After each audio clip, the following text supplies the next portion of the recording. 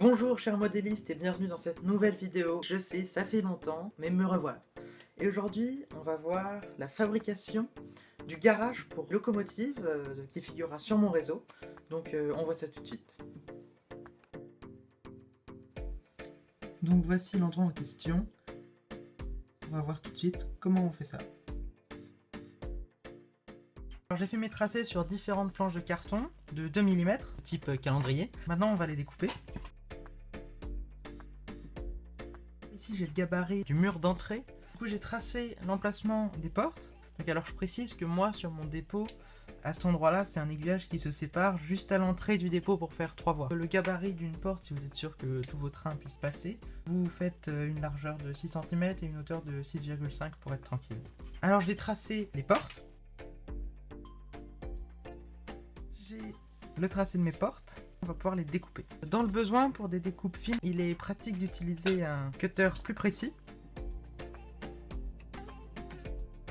Donc voilà le rendu une fois découpé. Les parties que vous avez découpées, vous pouvez les garder, car on s'en servira pour faire les portes après. On va s'intéresser un peu au toit. Donc ça c'est le dépôt, franchement simplifié. Sur le haut du toit, on aura une autre petite partie. Je vais vous montrer les pièces dont on aura besoin. Donc une pièce comme ça, qui sera celle-là. Donc ça on en aura deux du coup.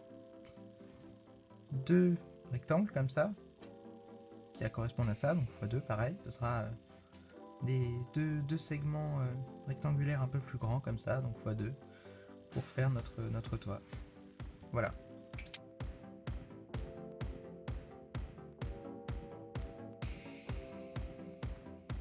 Une fois qu'on a découpé les pièces pour le petit toit, on va le mettre en forme. J'utilise de la colle Cléopâtre, de la colle blanche. J'ai pris des petites baguettes de bois. C'est comme des allumettes mais en beaucoup plus gros.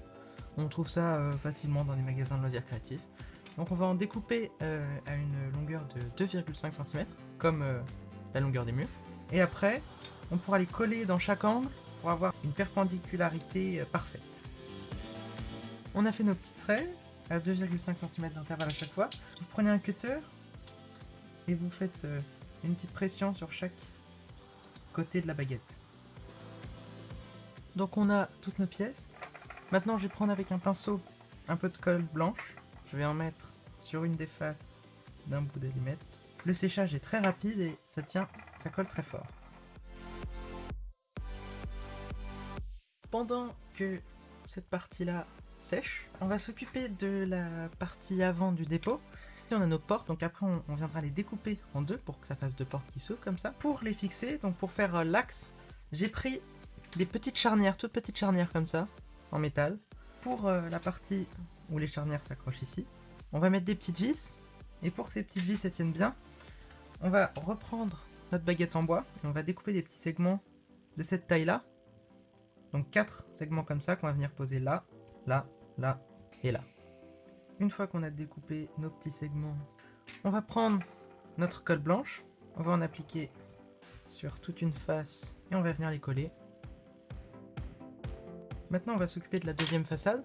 Vous remarquerez qu'ici il y a un petit pli, je vous explique tout de suite pourquoi. En fait l'endroit où se situe mon dépôt, l'angle il passe tout près des rails, alors du coup ici j'ai réduit un peu ce gabarit. Donc là on va prendre nos baguettes de bois, on va faire pareil qu'avec l'autre façade. Donc une fois qu'on a ça, on peut laisser bien sécher.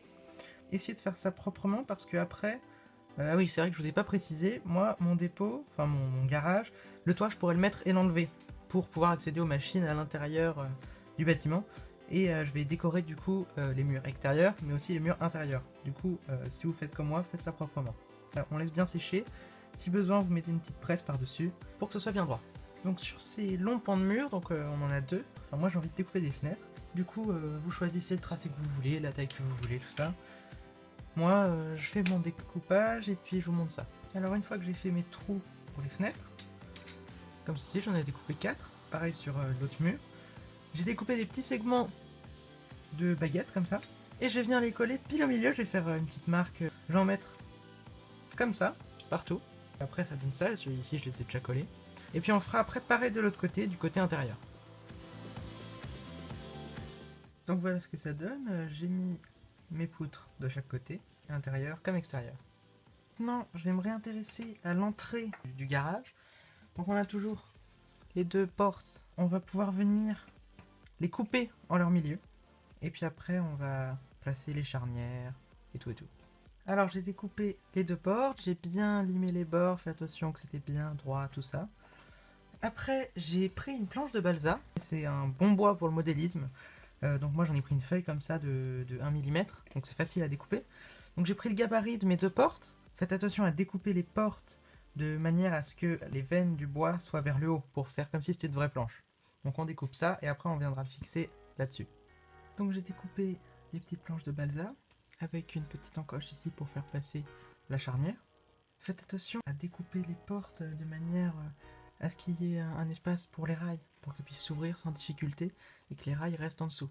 N'oubliez pas ça. Donc après moi je me suis occupé de cette partie-là. J'ai collé avec la colle blanche un papier avec des pierres dessinées. Donc vous pouvez très bien utiliser une texture du texte ou alors tracer vous-même vos pierres. Et après ce qu'on va faire, on va venir fixer les charnières aux portes. Donc d'abord on va fixer la planche de balsa avec la colle blanche. On va venir fixer les charnières et après on les accrochera sur les murs. Donc alors vient le moment de fixer la charnière. Donc pour ça rien de plus simple, on la place dans l'encoche.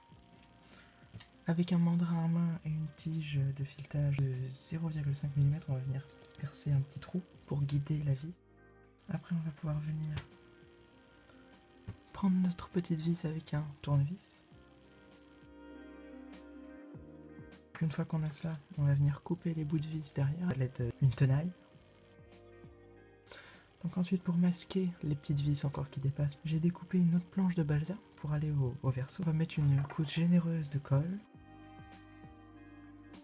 Après on va venir figurer les planches. Donc pour ça rien de plus simple, on prend le côté qui n'est pas coupant de la lame du cutter et on vient appuyer un petit peu mais pas trop. Une fois les planches figurées, le balsa collé des deux côtés avec la lame du cutter, biseauter la partie intérieure de la porte.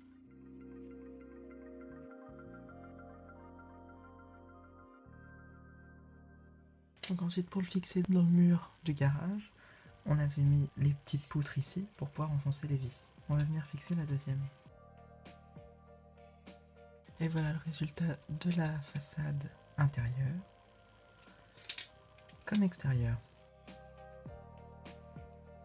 Donc on s'est déjà occupé de nos deux façades. Donc entre temps j'ai collé les poutres et puis le mur.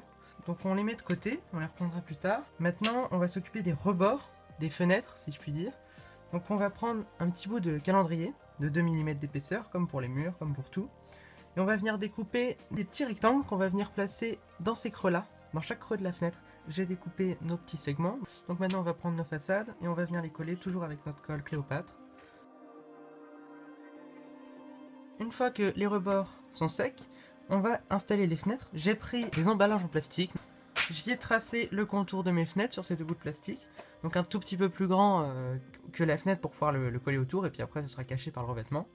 Donc on découpe tous ces petits rectangles et puis après on viendra les placer. On va venir les coller, cette fois avec une colle scotch. Avant de le placer, on va venir placer une petite couche de peinture grise dans la tranche des fenêtres.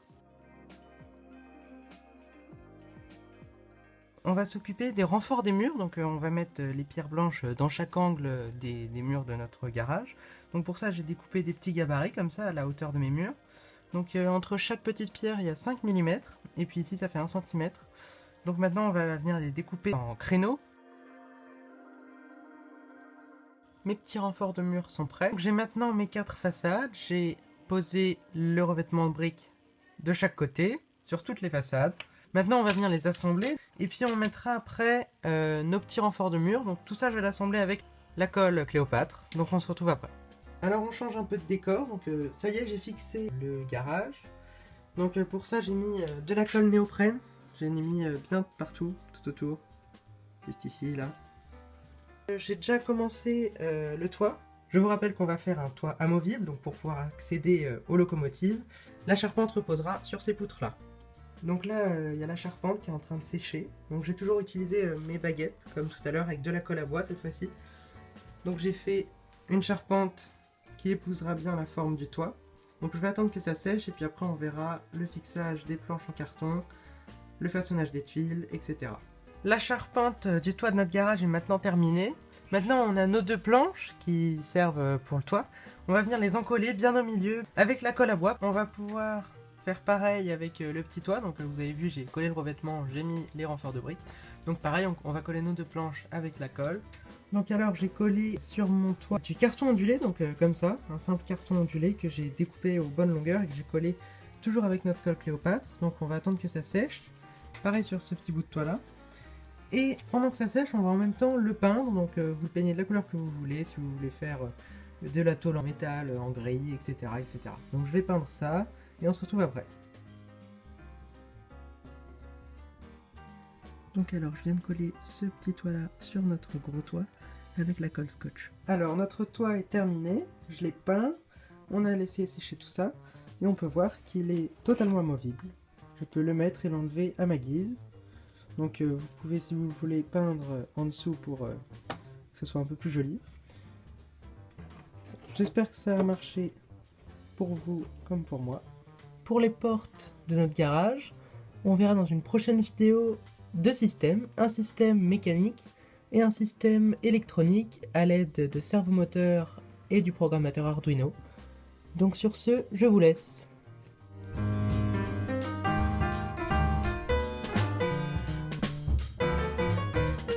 Et voilà, c'est déjà la fin de cette vidéo. J'espère que vous avez apprécié la fabrication de ce garage. Donc vous le verrez en image très bientôt. Donc n'hésitez pas à me laisser des commentaires pour me dire ce que vous en pensez, ce que vous rajouteriez, les vidéos que vous voulez que je fasse, tout ça. N'hésitez pas à lâcher un pouce bleu, ça fait toujours plaisir. Et vous pouvez vous abonner en cliquant juste ici. Ou sinon, vous pouvez regarder une autre vidéo en cliquant juste là. A bientôt!